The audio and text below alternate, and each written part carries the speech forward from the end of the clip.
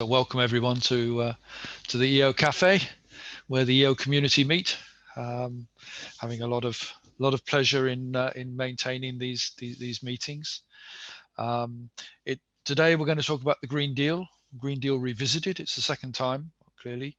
Last time we talked a lot about the space program in relation to the Green Deal, but today we want to talk more about the Green Deal itself and try to give everyone a picture of how it's going to be set up and a sort of broad view of what it is and what's going on, and to start off thinking about how we can interact with it, how the community can interact with it.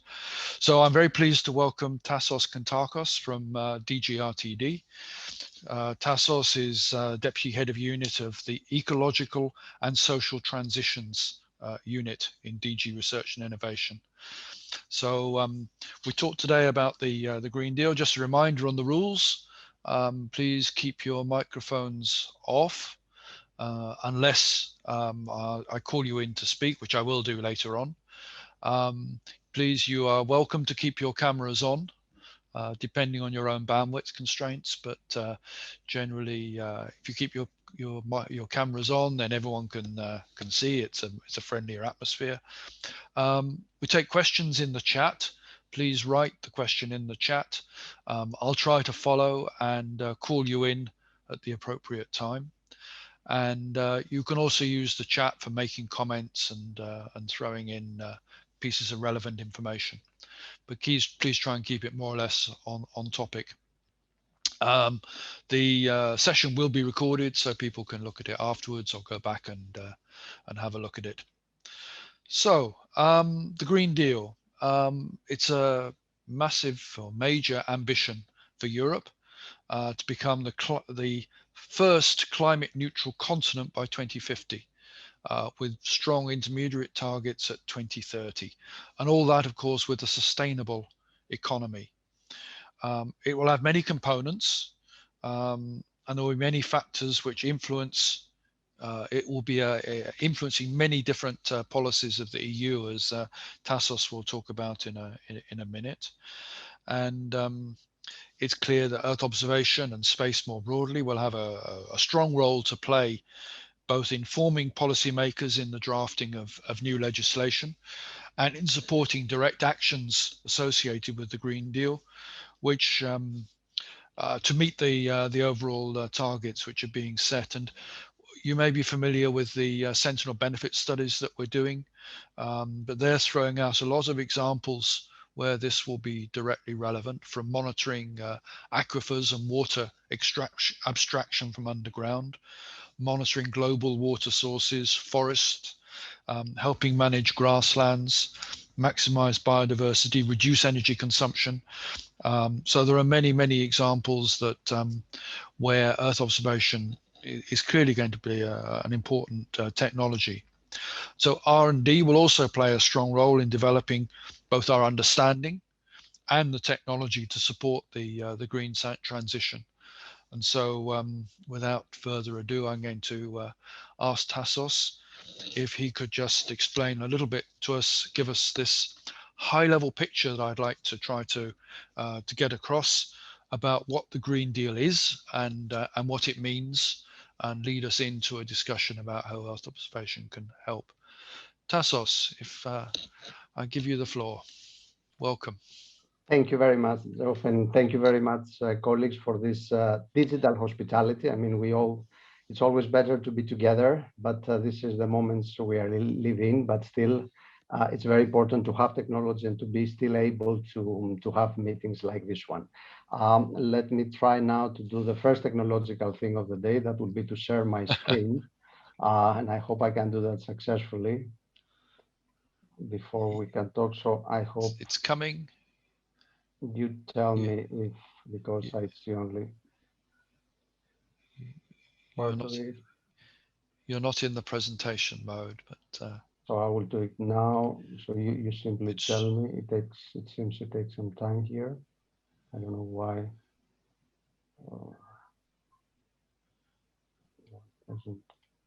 That's very strange.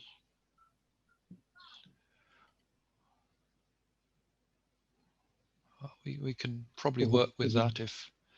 Is it? No, no, we're seeing the presenter mode. So you don't see the presentation. Well, we see the presentation, but we see the next slide as well. Oh, that is very strange. So I can exactly back. So because me, I see just. It was all right when we tested just now. Yeah, I know. That's very strange why it is not happening. So I will try to do that. Is the display settings, does that help anything? Help at all? No, it's exactly the same. So let me see. Excuse me. It's very strange because that's. I mean, just did it before. So.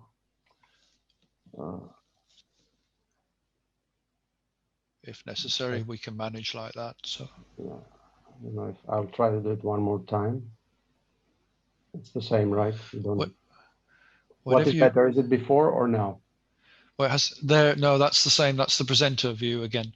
Yeah, I don't know why it doesn't do it like before. If I may step in your share screen, the first screen which appears when you hit share screen, you should select the other screen. But this is what I did. Just go in presenter mode before sharing, and then you share the one which shows the. Yeah. Just a second, because I know I have that one. So it doesn't. So I think. No. I think you need to stop the screen share. Okay, so now put the presentation into presenter mode, and then when you screen share, select the full screen. So I do the screen now, because then before with this, I do the screen, right? Because I see screen. You need to have PowerPoint in presenter mode first. Wait a moment, because I think, and then you select the screen with the full presentation showing. If not, we'll just go back to that and work with the. I mean.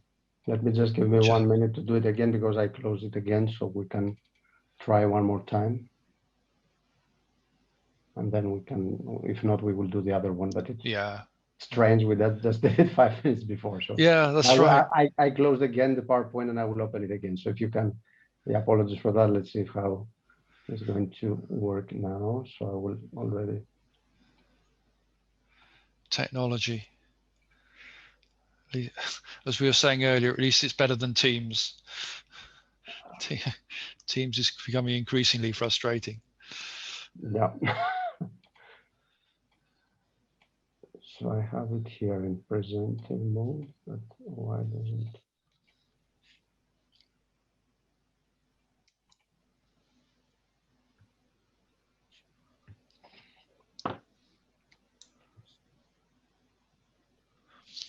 No, it does. No, for some reason.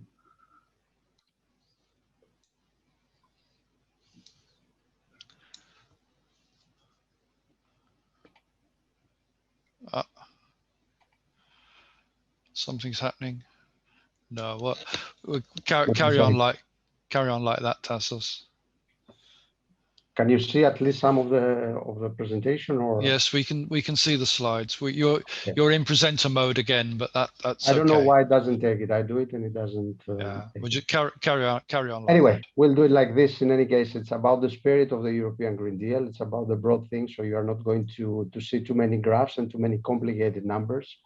So let's start. I mean, the most important thing, and I always say when we're talking about the European Green Deal, and of course, all the way down to to its individual needs. So in this case, of course, is the needs of how the researchers, how the scientific community, how the innovators can come into the game, is to understand the spirit of that, because the European Green Deal has been a very big change in the way we think issues in Europe. What you see here, you have the European Green Deal in the center, and there are two main areas. The first one is transforming EU's economy for sustainable future.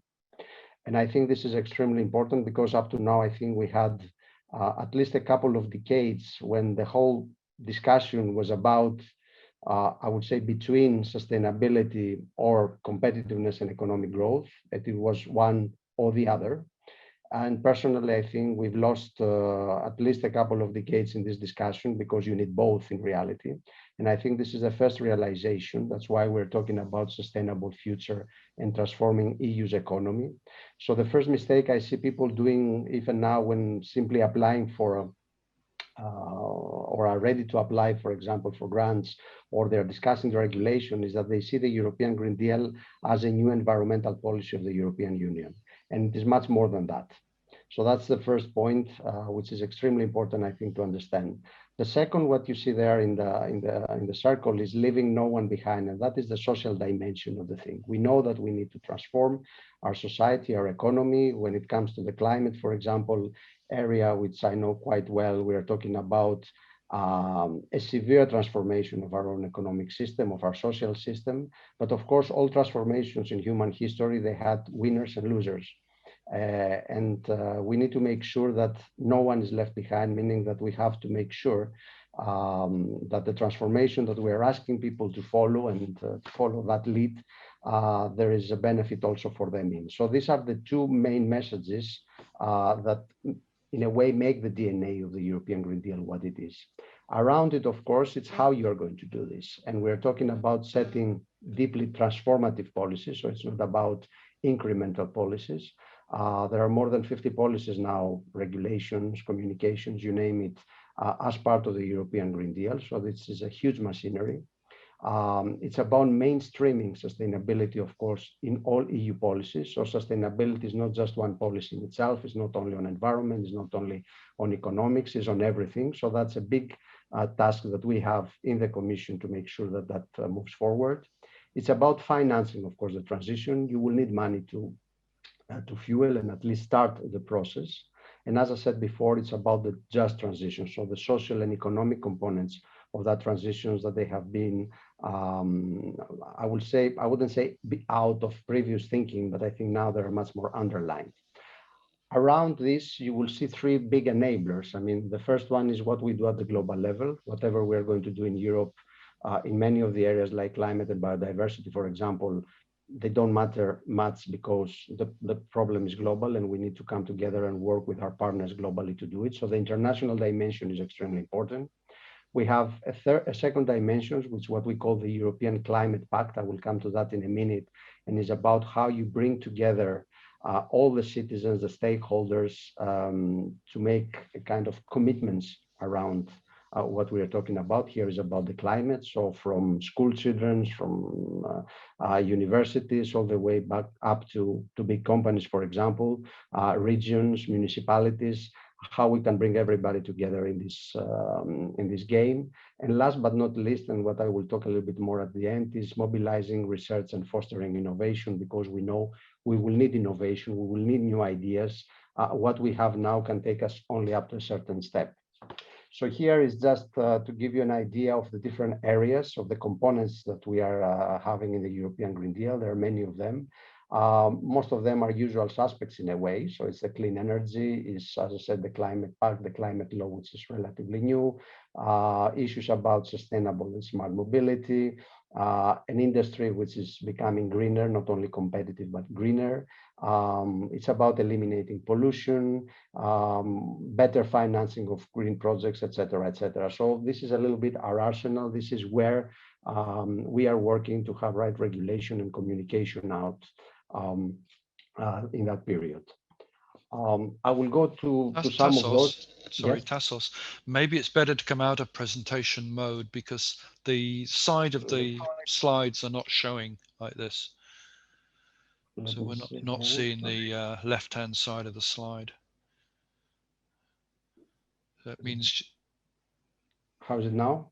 Oh, that's better. That's better. Okay. Yeah, that's okay. So what I was saying is that these are the areas that we are actually preparing, and we're working on regulations, communications, news ideas.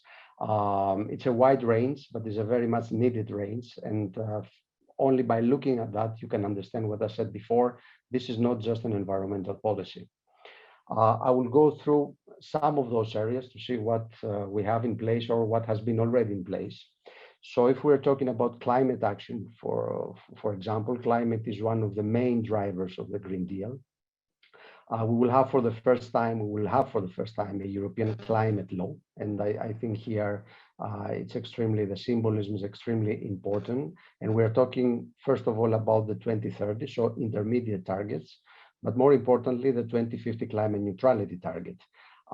What is important to note here is that these are very much informed by science. I mean, we know that you need to get by 2050 having climate neutrality, you need to have certain decarbonization pathways, you need to go through the different years with certain emission reductions.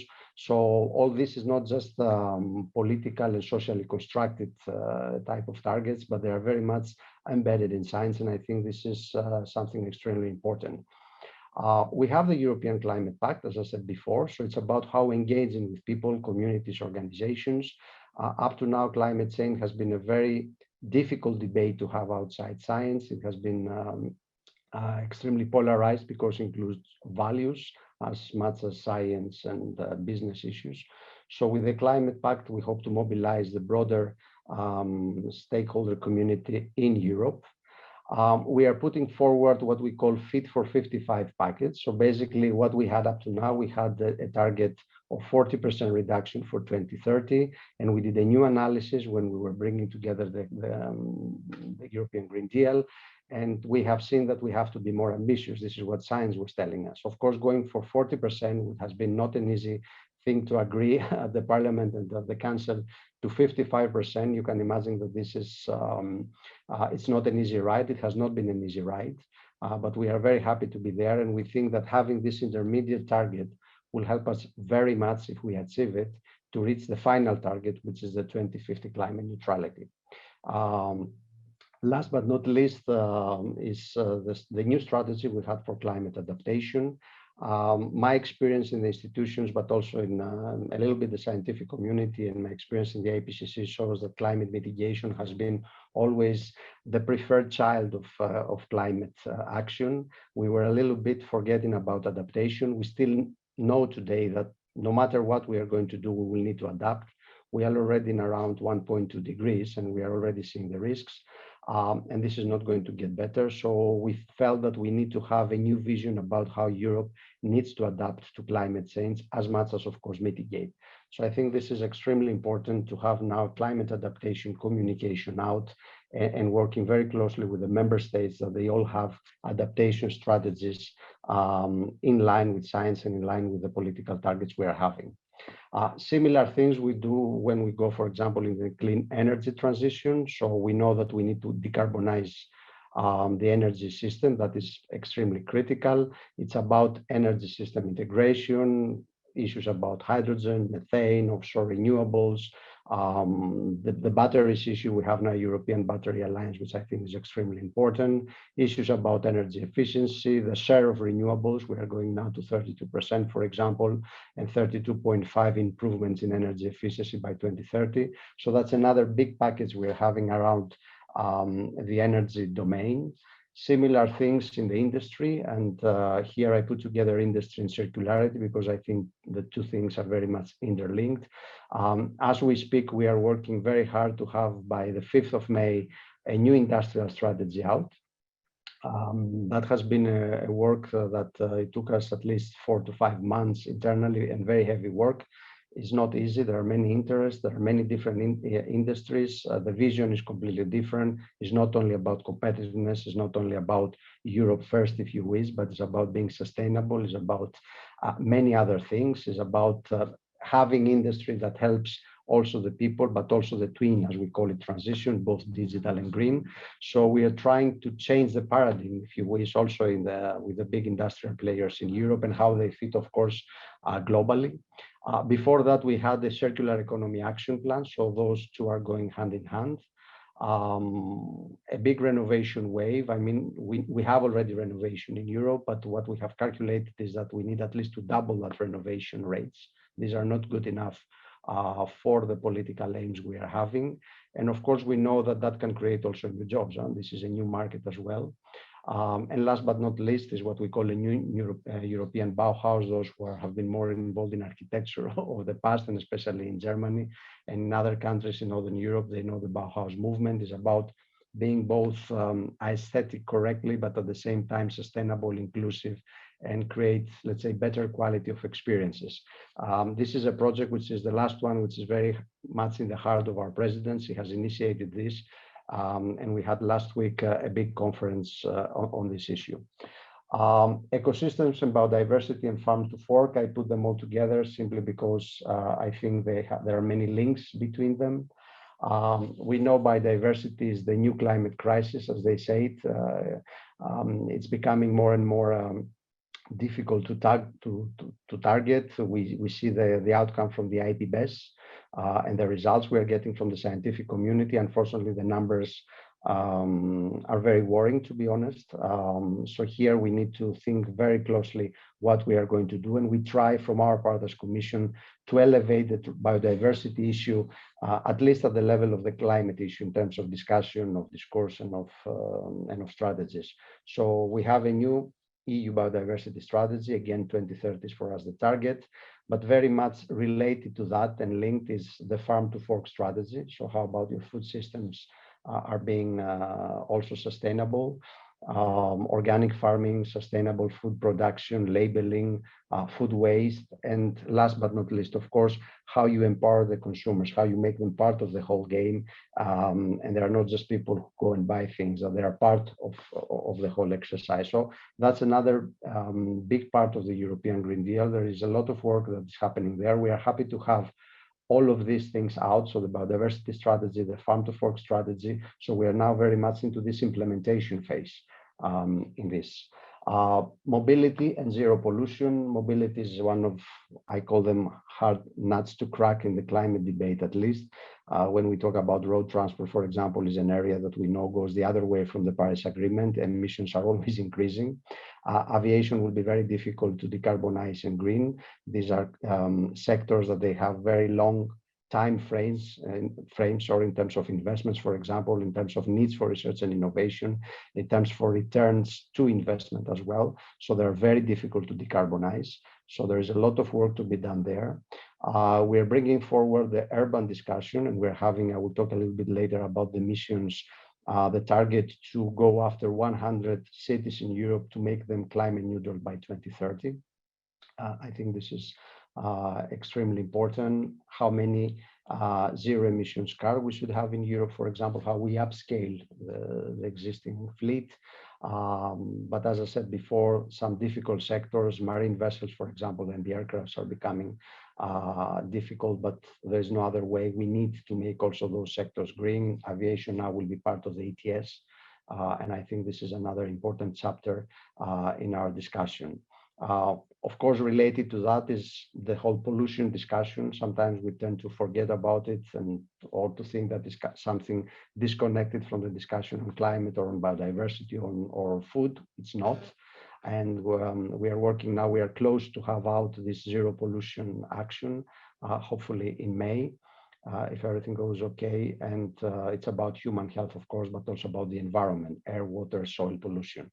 So this is extremely important. But as I said, these are the more technical or the sectorial parts. There are others, of course, like the industry, as I said before. But all of this won't make sense at all if we have, if the people are not involved and if this transition is not just to the extent possible. And in order to do this, you need to have mechanism in place. The just transition mechanism is one of the first things that they have been discussed when we were designing the European Green Deal. And it's, of course, about providing financial support to those who are more vulnerable in this transition. But it's about upskilling, it's about reskilling people, it's about how you improve your access to clean and affordable and security energy. Believe it or not, energy poverty is one of the big issues that we have in Europe, but we don't speak too much about it. And of course, it's nice to say that we have sustainable transport, but this needs to be accessible to all. So the just transition part is extremely important, and related to this, of course, is the global dimension. I mean, Europe has filled very much the void left by the previous US administration. I lived it myself in the IPCC when we had to when the US pulled out and we had to urgently find money that the APCC could continue to do its work, and the EU came in and many member states with funds, and I think we did a great job there. We are happy to have a new administration that is looks very much in the same direction as we do in Europe and in other countries. So now we need to reignite this discussion. We already are in contact with the Biden administration on many things, and research and innovation will be one of those. So what will happen in Glasgow this year, I think it will be extremely important. One of my last slides is the finance and investment, because all these things require money. We should not be naive.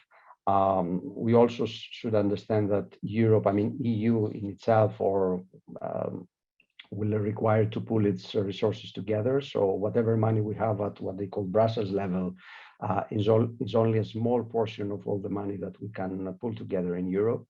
But still, we have now a multi-annual financial framework. You know, these are the frameworks that the EU works. That takes us up to 2027. And on that, we have blacked in what we call the next generation in youth. You have seen all the discussions last year. And altogether, we have 1.8 trillion, which is a considerable amount, and 30% of which goes to climate action, for example. I think politically, this has been a great win from our side. We have a recovery and resilience facility. I was just saying before to Joyce and Natasha that I will have to leave you at 5 because the recovery plans are coming in, and I'm part of this task force that has to give an opinion to the Secretary General to go back to the member states. But we are happy to see that many of these plans, they are including a lot on green and the digital transition. So they bring forward these concepts and discussions that we are talking about. So this recovery and resilience facility, which is worth of 672.5 billion, it will be both grants and loans, but 35% as a minimum, of course, will go for climate investments and reform. And I think this is an extremely important number. And I don't remember, at least from my memory, having these numbers in this direction in climate and sustainability in general policy at the EU level. So a little bit, few slides on research and innovation before I close. As I said before, from the very beginning, we have been extremely active in the discussion on the European Green Deal. How we see the research and innovation, or how our political masters today see it, as a key enabler. What does it mean? The words that you see here in bold are extremely important, is drive and navigate. If we take the climate debate, for example, more or less we know where we have to be. We have quite good science today who tell us where we need to be by when, what emissions reductions we're going to have, which are the sectors we need to target, et cetera, et cetera. And I don't think many people dispute that today. But how you actually do it, which is the right pathway to go there, is still under discussion, and nobody has the silver bullet for that. And I think as we progress, we need more and more science. We need more information of coming out of data, of scientific assessments to help us drive and navigate this process. The third word that I have here in bold is accelerate.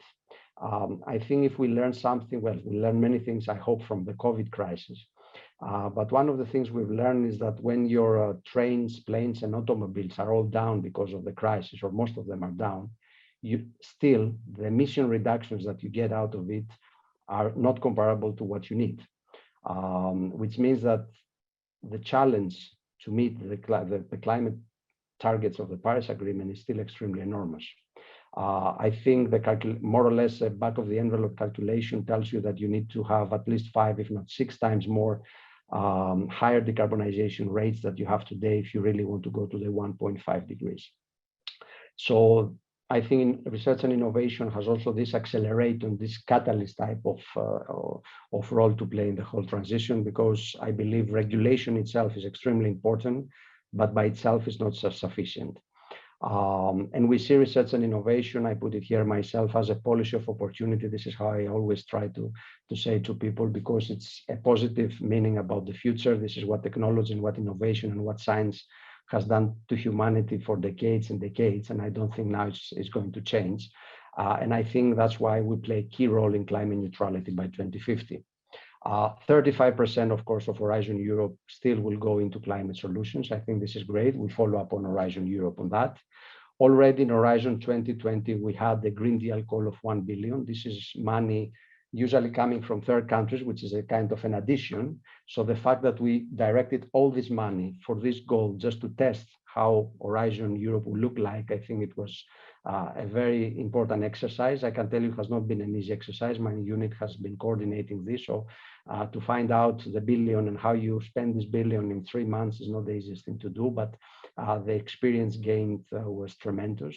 We have the 4 Green Deal missions, as I call them, and I will have a separate slide afterwards, one on climate adaptation, one on ocean, one on cities, and one on soil. We are having new instruments. We have the EIT still, so the European Institute of Innovation and Technology. We have the partnerships. We are creating now, we're having 40 plus partnerships on industry and with member states on different areas. And it's about what I said before, bringing people together under platforms, so member states, industries, and other stakeholders. We have the European Innovation Council. This is a new kid on the block, is a new institution, and the goal there is to really push for radically new and what we call breakthrough innovation and products and processes. And last but not least, of course, we have to give a lot of emphasis of data, of information, and this digital infrastructure, because this is a little bit the future. These are the 4 Green Deal missions. All of them together are 5. The only one which is missing here is the cancer one, which is very much directed to health.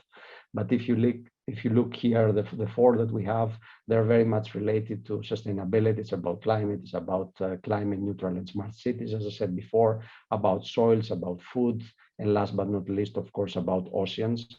And the comment I want to make here is that these are not research and innovation projects per se. The starting point is research and innovation, but these are public policy instruments. So if somebody looks on the climate neutral and smart cities mission, the goal is not to have a nice and pretty research and innovation agenda and to get X publications out of it.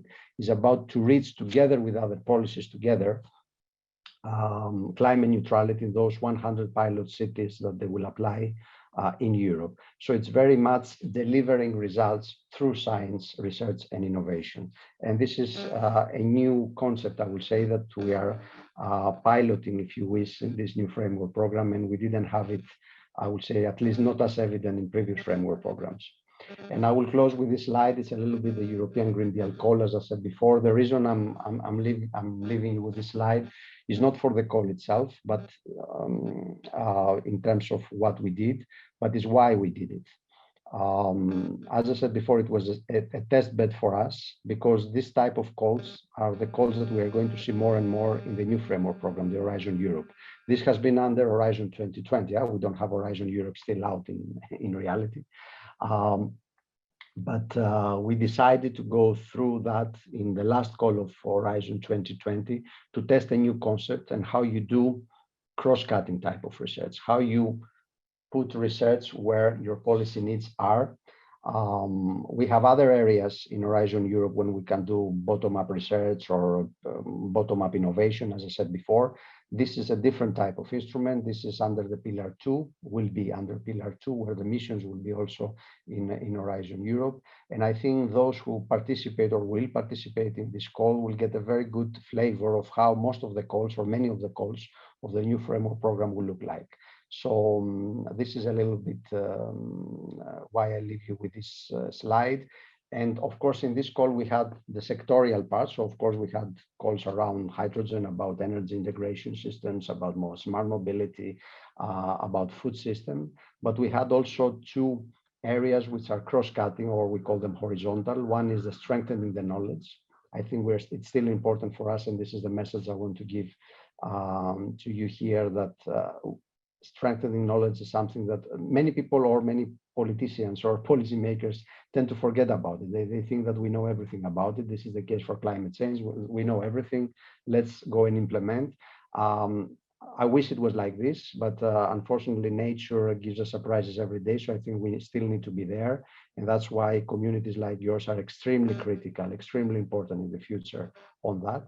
And the second part is empowering the citizens, is how we are bringing citizens together in this trip that we are doing, and they are not somewhere isolated, believing or not believing in science, or having this type of dry, I may say, discussions about science and research and innovation.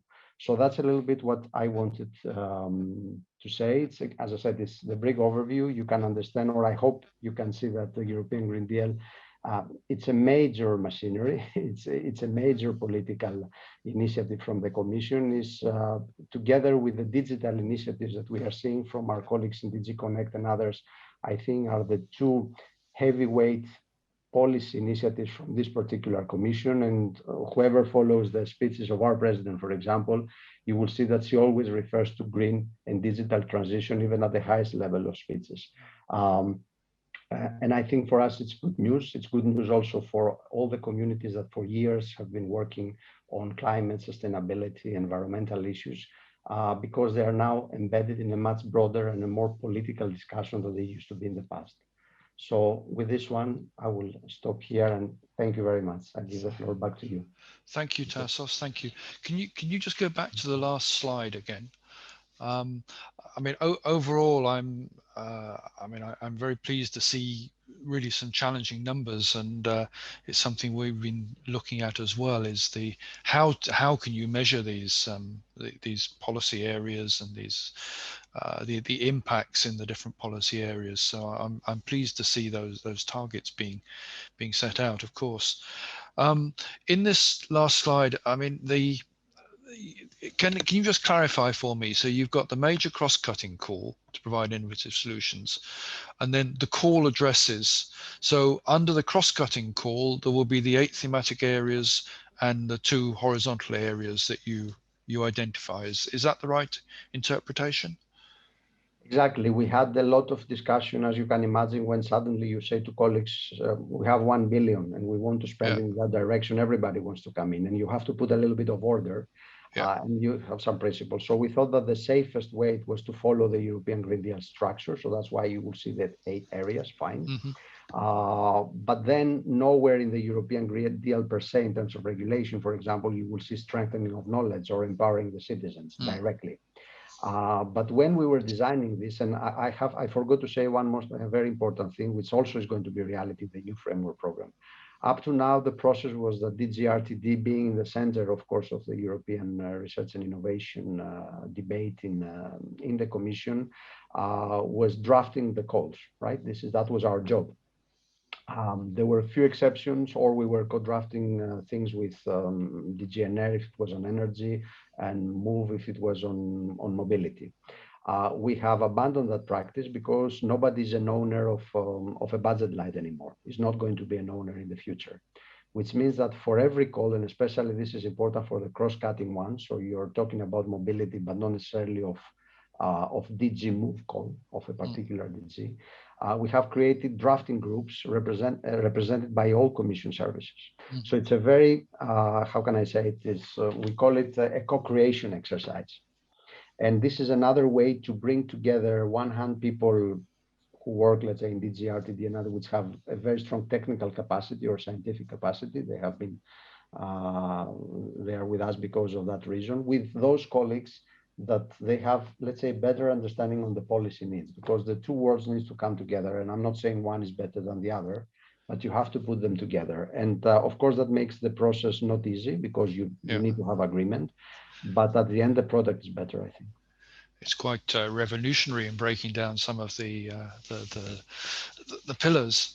But RTD in the end hold the pen on those. So no, nobody. My director general says, and I will repeat what he says. He's my boss, but I agree with him. He says that in reality, nobody holds the pen. We all need to agree on that. So in principle, we go and we say, okay, we need to, the need is, I don't know, to have something on climate services, for example. From the moment we have this agreement, that this agreement is at the level, I don't know, the director or director general, then the right people around this sit together and they write the calls.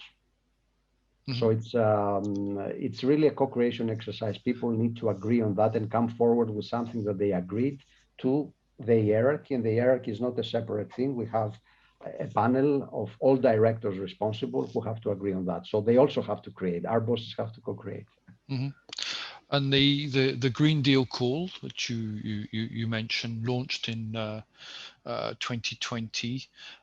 That's that's sort of a continuous call, or is it how is that actually working? No, this was a normal call in the sense that it has It's closed. it is closed. We receive now the, I mean, not us, because it's the agencies who manage. I mean, we are responsible for drafting the program and making sure that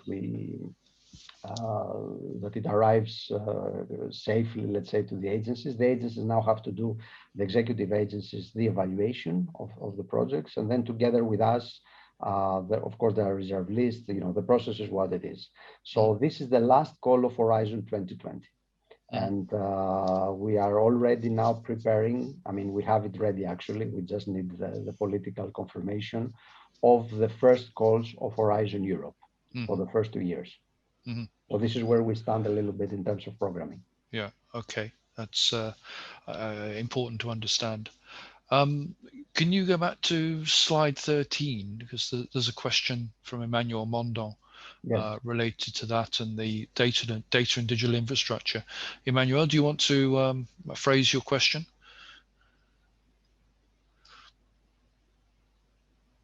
Yeah, good afternoon. Thanks for your presentation. Thanks for taking my question.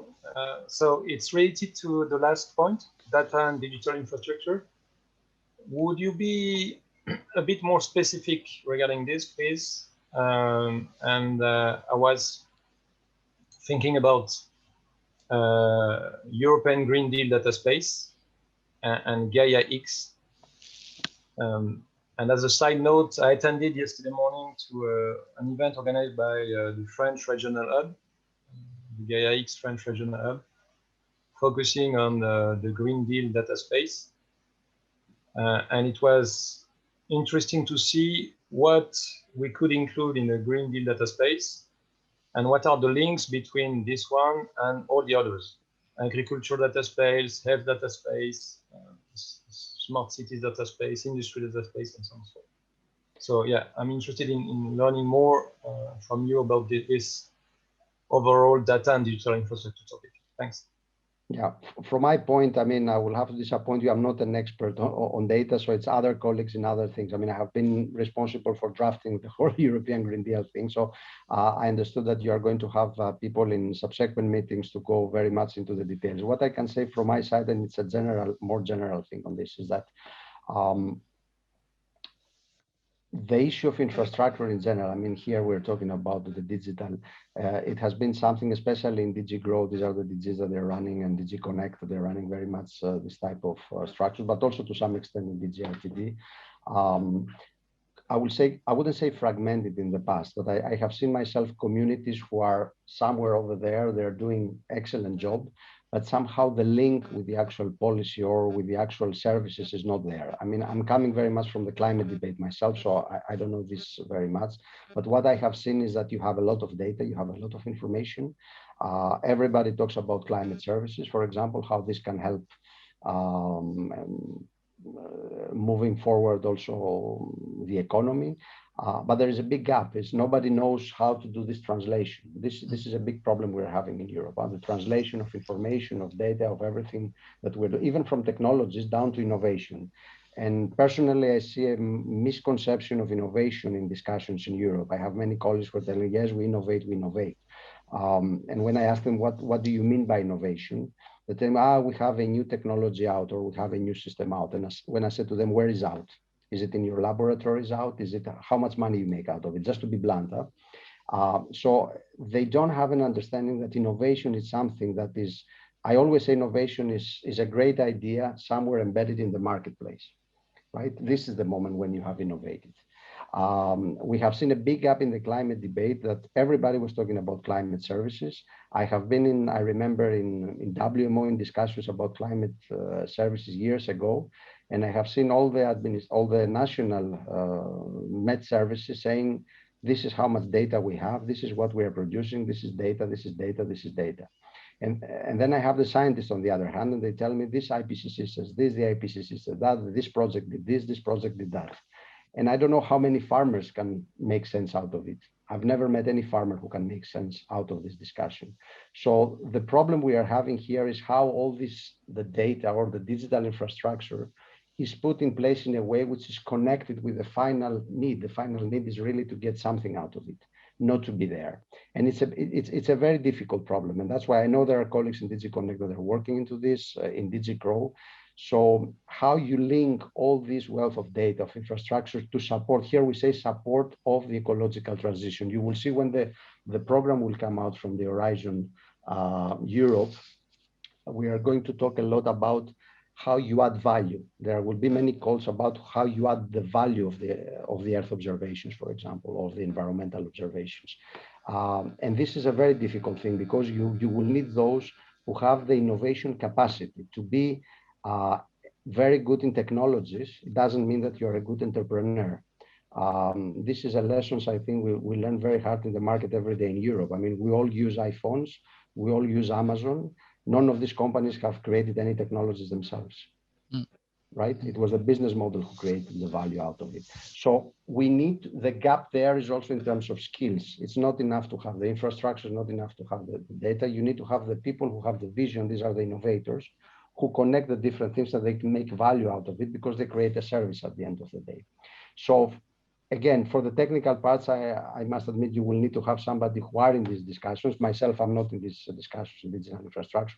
I can talk to you about climate science as many hours as you want, but not on this. But I know they have been, and we see it also. I have been myself yesterday in a big discussion on the industrial strategy, for example, that they're supposed to be out on the 5th. There also the issue of infrastructure and what do you do with the data? What do you monitor? Even there is extremely important. So it doesn't come only in this discussion we're coming today. It is coming in many different facets of the discussion we have in the European Green Deal. And I think slowly we're understanding that this cannot be anymore a discussion somewhere in the periphery of a particular group of people who have the particular need, but needs to come into the mainstream. It's not going to be easy, I think, but I think having these discussions, I think is improving. I can see it in the science infrastructures, for example, that I know in the GRTD, that we are trying to bring this gap. It's not going to be easy.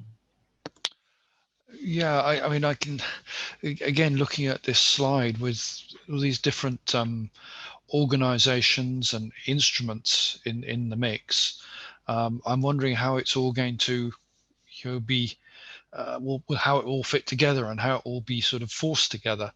How are you going to resolve the different relationships between the partnerships, the roles of the Innovation Council, the objectives of the missions?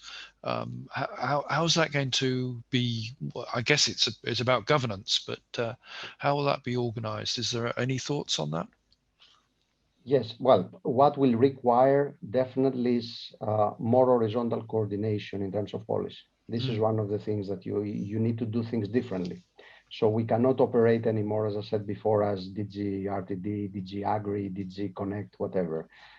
We need to work much more together when these discussions are taking place, because if this is not happening, then we are going to fail. I'll take the example of the missions, which are the discussion I know a little bit more. How the missions were constructed in terms of organization in order to avoid this. The missions were initiated in DG RTD. And this is, we have been the ones bringing forward also the concept and also the main ideas. But they are not run by the GRTD. So how the missions are run, you have a board. All the missions are given in this board, for example, access have all the DGs who are relevant. So if you take the mission on climate adaptation, is a mission who started from the GRTD, as I said before, but the manager of the mission, that means the senior manager inside or the senior official within the commission is from the ICLIMATE. The vice manager or the senior manager is from the GRTD. In the board, you will have DG Environment, you will have DG Mare. So you have all those DGs that are also interesting in this game. So that by doing that, you don't have the vision of one DG. And this is a little bit the horizontal aspect, what I was saying about. Now, one thing is to coordinate within an institution, and this is what I said before, but you also need to coordinate between instruments. And here, that will be the second challenge that we're having, how you coordinate between what's happening, let's say, in the mission on cities, the 100 neutral cities, as I said before, and partnerships that we are building with industry, for example, on batteries, on automated transport, et cetera, et cetera.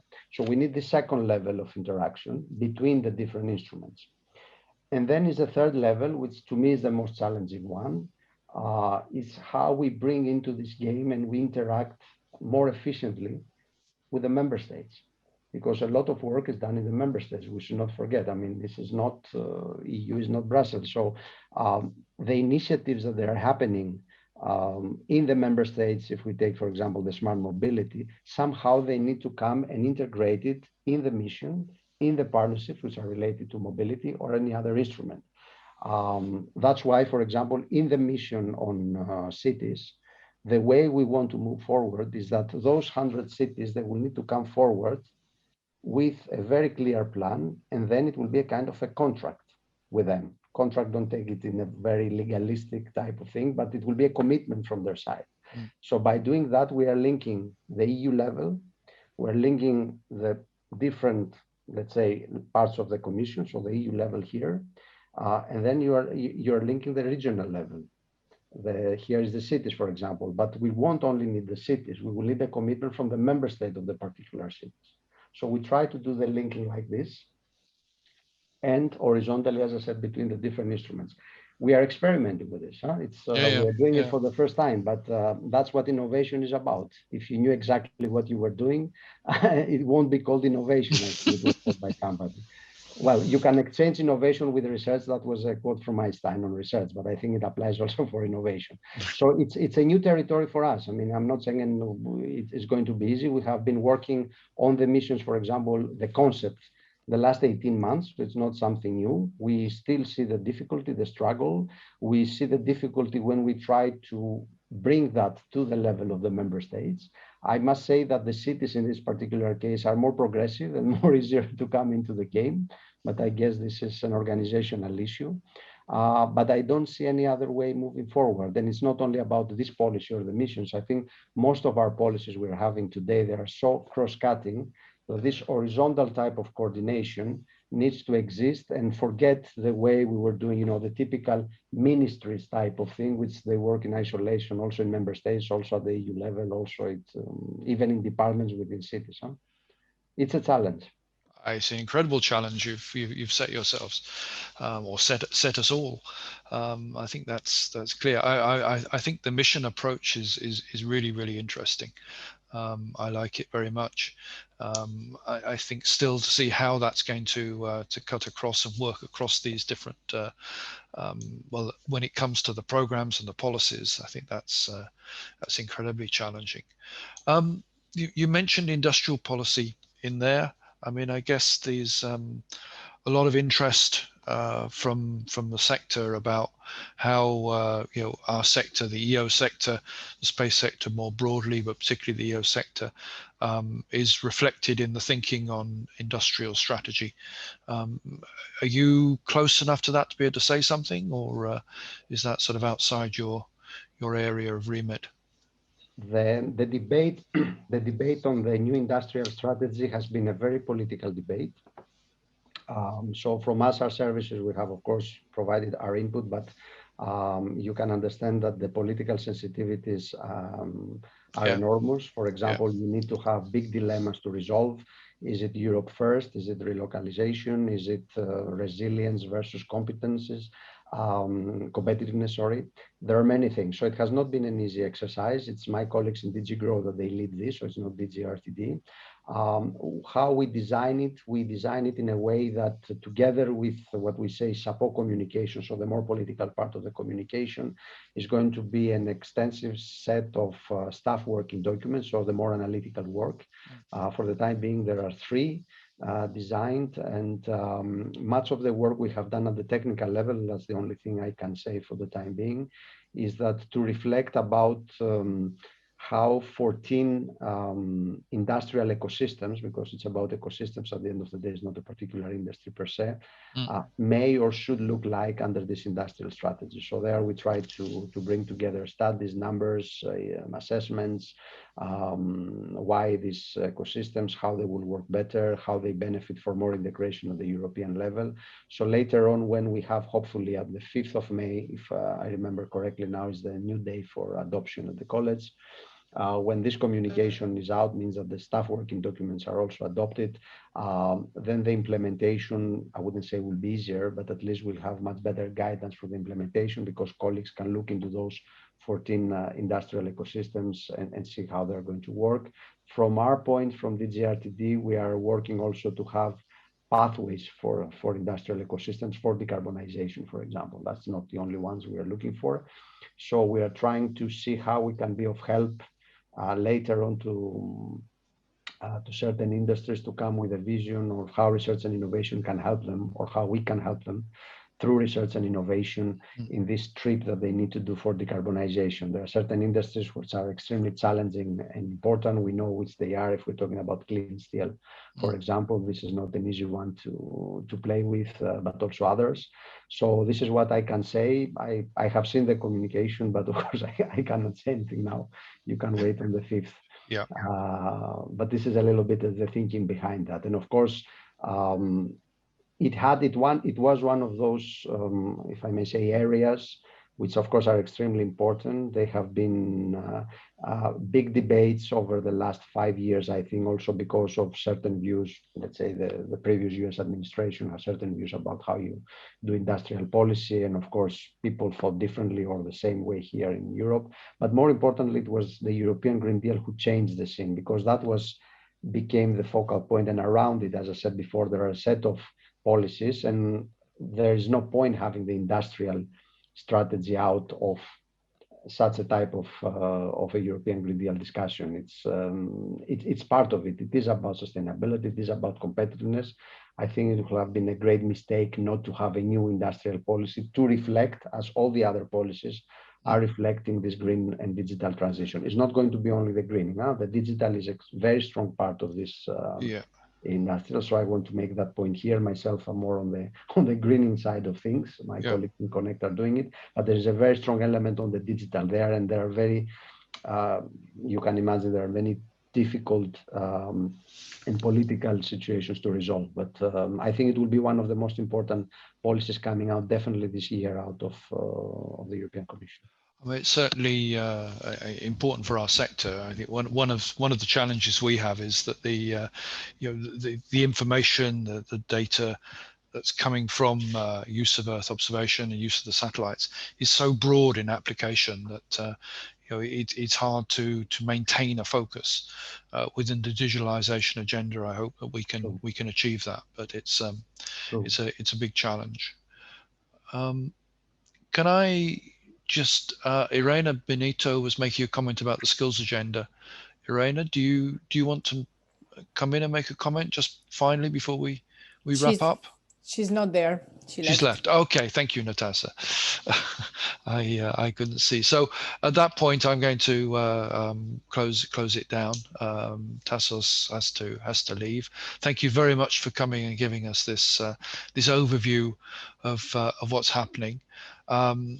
It's such a complex subject, and as you said, you've made a real challenge to try to make this work. And I think we will support you in that, and are looking to how best position the technology that the Earth observation sector can provide.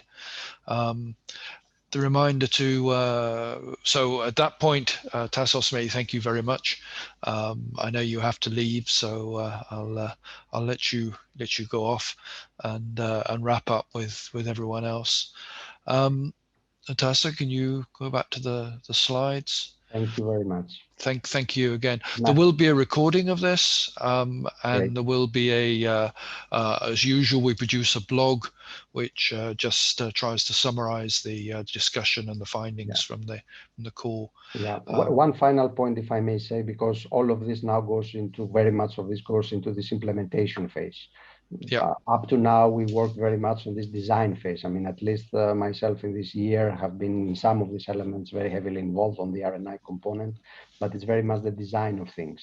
Now, and especially when we are going to have up and running Horizon Euro from our side, but of course all the other instruments, Innovation Fund, InvestEU, etc., CEF. There are too many instruments around research and innovation as well. Entering this implementation phase, it's extremely important also for us. So the first calls, for example, for Horizon Europe will be very much telling of how much we have managed to nudge, let's say, certain communities in this particular direction. Certain communities are more progressive than others in general. It's always like this.